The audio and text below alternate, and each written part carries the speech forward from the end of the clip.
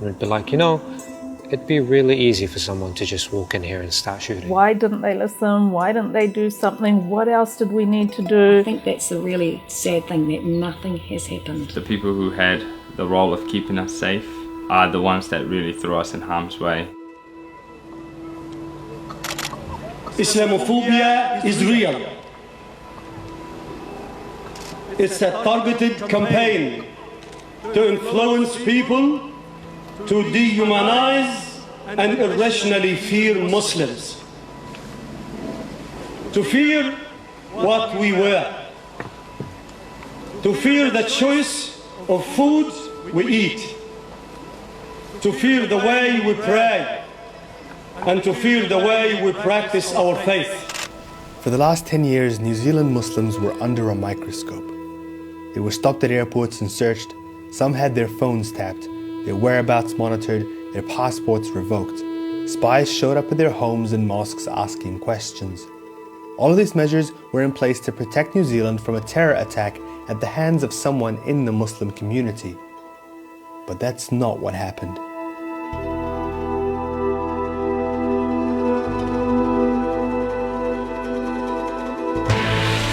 This is CNN Breaking News.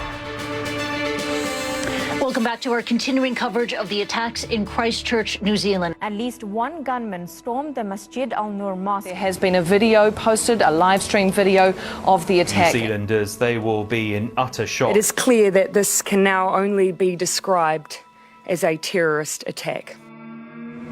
On the 15th of March, Brendan Tarrant walked into two mosques here in Christchurch, armed with assault rifles and shotguns.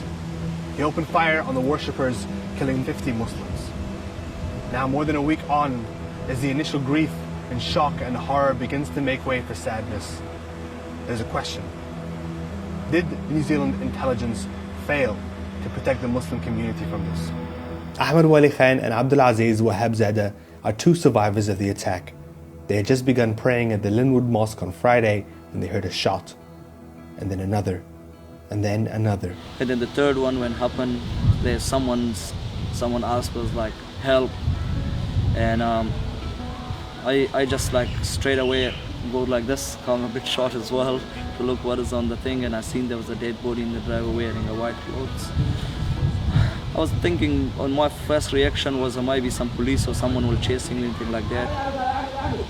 I ran through the door straight away and seen the gunman shooting.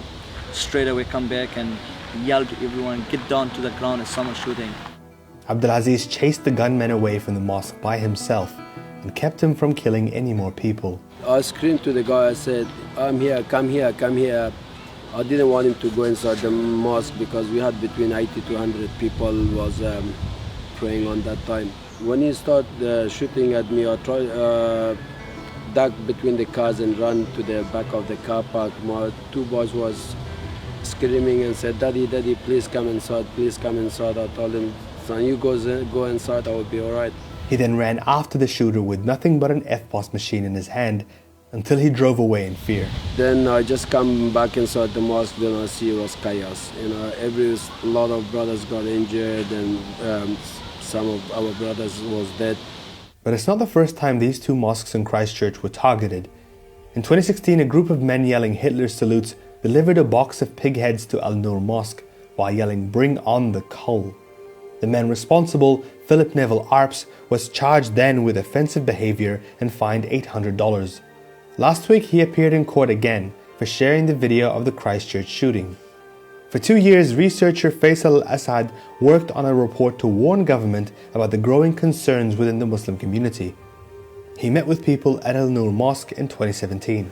We went there and we were welcomed and we made our prayer, and it's so surreal to think that that's the same place where the massacre took place. But we talked to people in the community, and people were saying, like, threats have been made against this mosque, attacks have been made against this mosque in the community. We have, we speak to police, we've spoken to law enforcement about these threats and these attacks, and I'm sure communities all over the country can relate to this. Signs Signs have been coming our way for a long time. And I just don't think many people took it very seriously. At the same time, stories about small white nationalist groups were beginning to appear in the media. Vaughan Tucker is preparing to fight. A white pride worldwide. It's claimed an Auckland University club called the European Students Association is actually a cover-up for a white supremacist group. The front is anti-immigration and calls the opening of borders white genocide. This is about the white race's survival. But it wasn't on the government's radar, nor on the radar of its domestic intelligence agency, the Security and Intelligence Service, or SIS. In the last 10 years, the agency's annual reports did not mention the far-right or white nationalist activity as an area for concern. In a briefing document to the Minister of Intelligence in 2017, the primary focus of the agencies was, quote, dominated by the influence of the so-called Islamic State and those sympathetic with its cause. That same year, then Race Relations Commissioner Dame Susan Devoy stood at the United Nations and asked for help. There is currently no central system for recording and collating details about crimes motivated by hatred and racism. Unless these events are captured and analysed, the day-to-day victimisation experienced by people because of their ethnicity is largely invisible. Did you get a sense over the last few years that there was an increase in these kinds of incidents? Most definitely. Even though we weren't collecting the data and it was all anecdotal, and that was a problem, it was very obvious that it was just a steady rise, you know, and there's no denying that after the election, after Trump was, you know, elected as President of the United States, people felt validated to do and say stuff that they normally wouldn't have. So if you have people coming out of mosques with hatred and with death in their eyes and on their minds, we're going to have to do something, John. We can't just say we're not going to look at it. With the far right re-emerging in global politics and a constant media spotlight on groups like Daesh, the public pressure on the Muslim community was mounting. In particular, the pressure on Muslim women who wore the headscarf. Oh, you know, we've had women that had their headscarves ripped off, had eggs thrown at them, you know, people just yelling at you. Then it's the smaller things like not being served in a shop until everyone else is being served. Anjam Rahman is from the Islamic Women's Council of New Zealand. Her and others met with government agencies on several occasions to highlight their concerns regarding safety. I had someone trying to cut me off in traffic. I didn't let him, so he decided to follow me all the way to work to come and give me a lesson on how to drive. That's terrifying. Yeah, well, I just whipped out my phone and started recording immediately and said to him, anything you say to me is being recorded, which changed his demeanour quite a bit. She says while New Zealand police have a good ethnic strategy and always respond to individual incidents, they kept no record of hate crimes and weren't as responsive to concerns that things were getting worse. What we weren't seeing was the preventative programs and the real tackling of the underlying issues. Which was all around the media commentary, the social media commentary, general discrimination. It's a staggering statistic. Over the past 2 years, there has been a 2,000% total increase in net migration to New Zealand. Tim Vicargo man told a Pakistani taxi driver to go back to where you came from.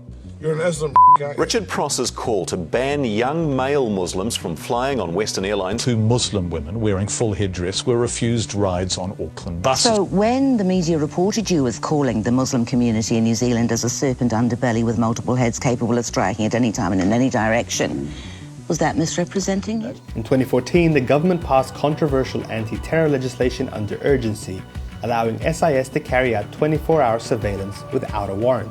At the time, 80 people were on a government watch list, 40 for having Daesh sympathies and the rest needing further investigation. Brendan Tarrant, the shooter now standing trial for the murder of 50 Muslims, was never on that watch list. Muslim groups pleaded for months to meet with the Prime Minister, asking to be consulted on the laws that were going to target their community. But they were ignored. We know that the SIS were having these kinds of informal chats. So they would approach individuals, households even, knock on your door and invite you out for a coffee or something. The representative would likely say something like, so We know that there was something on your Facebook page or on your WhatsApp group, and at that point people would become aware like they were under scrutiny. It wasn't just a friendly chat to see how safe and comfortable they felt in their communities. It was about them. In other instances, we know that people have been offered compensation to actually inform on their communities, to become informants essentially, and to supply the SIS with reports, feedback, information, whatever, about the goings-on in the mosques and the communities. The Somali community was particularly shaken by the Christchurch attack, with several members of its community either shot or killed, including 3-year-old Maad Ibrahim. But the same community has also long been the focus of surveillance. Guled Meyer knows these stories well. One of my brothers applied for a role online, and it was the title was intelligence analyst. And at the time, he really did not know what he was, getting into. And he applied for it, and straight away, actually, they got back to him and they said, "Oh yeah, we'd really like to interview you, so we'll come over to your place." My brother at the time was going through some challenges in terms of securing his citizenship. At the time, they told him basically, "Hey, we're willing to sort out your citizenship offer issues, and at the same time give you form of employment. The catch is for you to go into the Somali community, just go to parks and stuff like that where people go play soccer, just everyday activities, and report to us the conversations that are happening." So they're asking to become an informant? Essentially, in yes. exchange for a citizenship? Essentially, yes. So how does it feel then, given the intense focus by, both intelligence and the police on the Somali community, now that your community has lost so many people in this attack? How does that feel? I'm angry. I'm really, really angry that it's the people who were meant to protect us, the people who had the role of keeping us safe, are the ones that really threw us in harm's way. The director of SIS, Rebecca Kitteridge, declined to be interviewed, but a few days after the Christchurch attack, she put out this statement. Over the last 9 months, NZSIS has increased its effort to obtain a better picture of the threat posed to New Zealand by far-right extremist groups. The NZSIS has over recent years received a number of tips from the public concerning right-wing extremism and has taken each one seriously. Between 2017 and 2018, a series of roundtable discussions were set up to bring different government agencies together with the Muslim community. With the help of the Race Relations Commissioner, Faisal Al-Assad and Anjam Rahman got a chance to speak directly to representatives from the police, customs, immigration and SIS to tell them Muslims felt unfairly targeted and not enough was being done to protect them. But were they listening? I think that they took it in, but it was one of those things that's just too difficult to deal with. They were afraid of political ramifications, and we know that there's a certain section of society who's been very successful with this narrative about pandering to Muslims. The fears around that were enough for them to not act at the level that they should have acted. The complete, I think, inaction afterwards. It was, let's do a feasibility study, or let's write a report, or let's understand, well, there wasn't actually let's understand what the extent of the problem is, there was none of that. And then it just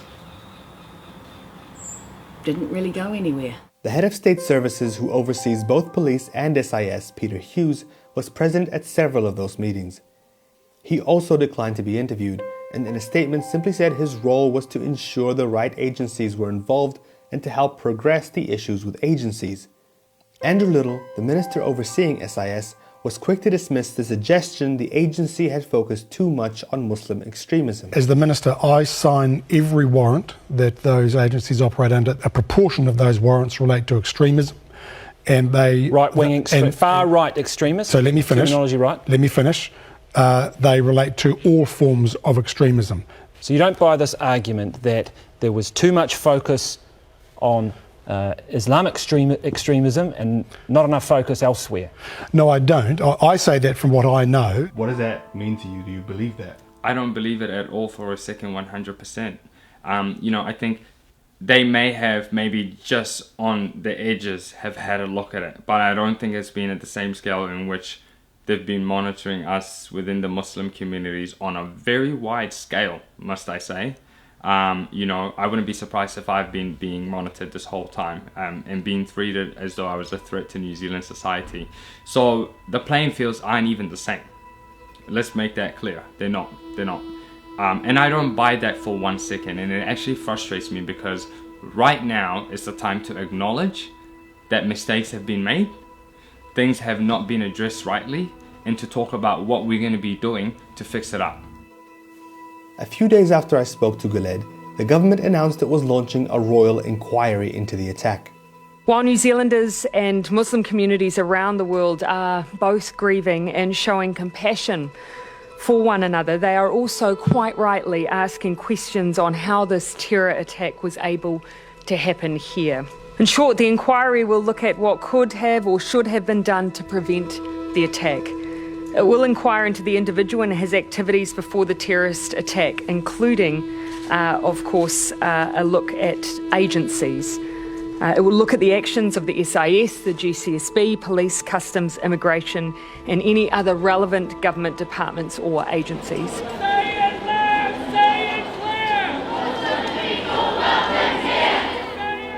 The last 2 weeks have been filled with vigils and marches across the country. People coming together to express grief, sadness, confusion, looking for a sense of reassurance and company, and trying to derive from tragedy and terror a newfound sense of unity. But what happens from here? As people return to their lives, the country to its sense of calm, the families and survivors to empty homes away from the media spotlight, and what becomes of the Muslim community, heartbroken, fractured, and mourning? Could all of this have been prevented?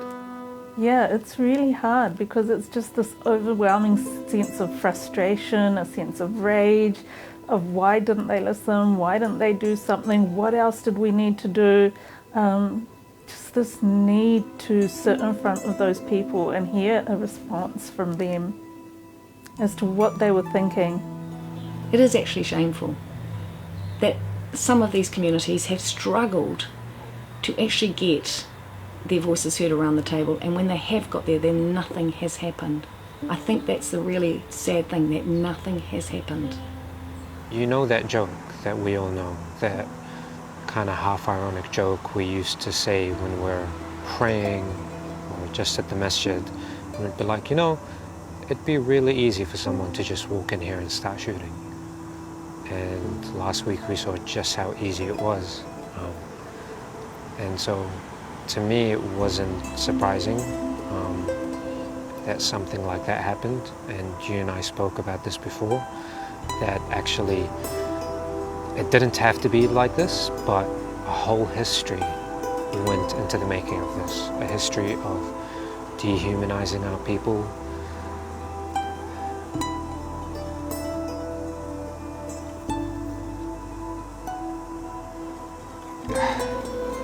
preparing the whole community for slaughter, essentially. From state negligence to fanning the flames of white supremacy and far-right ideologies and the normalization of racist and racial discourse in our countries. It was building up to it, for sure.